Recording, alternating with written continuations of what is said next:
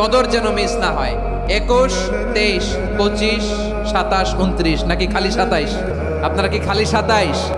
হ্যাঁ হ্যাঁ, ফালতামিসু feel আশরিল আওয়াখিরি feel মিনাল ভিতরি, রমজানের শেষ দশকের বেজর রাতগুলোকে কদর হিসেবে তালাশ করো।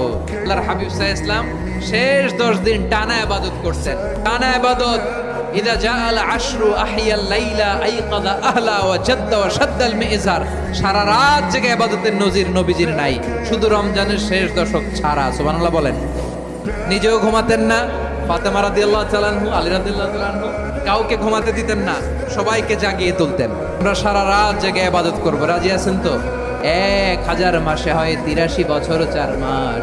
83 বছর 4 মাস টানা ইবাদত করলে যেই সওয়াব, কদরের রাতে ইবাদত করলে অতটুকু সওয়াব আপনি পাবেন, আল্লাহ সেটা বলে নাই। আল্লাহ বলে তার চাইতে বেশি সওয়াব দিয়ে আপনার আমলনামা ভরে দিবে কে? কদর যেন আমাদের মিস না হয়। আজকে থেকেই ক্যালেন্ডারে মার্ক করে রাখেন, সব কাজ পেছনে ফেলে, সব ব্যস্ততাকে পেছনে ফেলে ইবাদতের জন্য আমরা প্রস্তুত থাকবো কদরের রাতে। কোনোভাবে কদর যেন আমাদের মিস না হয়, ইনশাআল্লাহ। বলেন তো সবাই।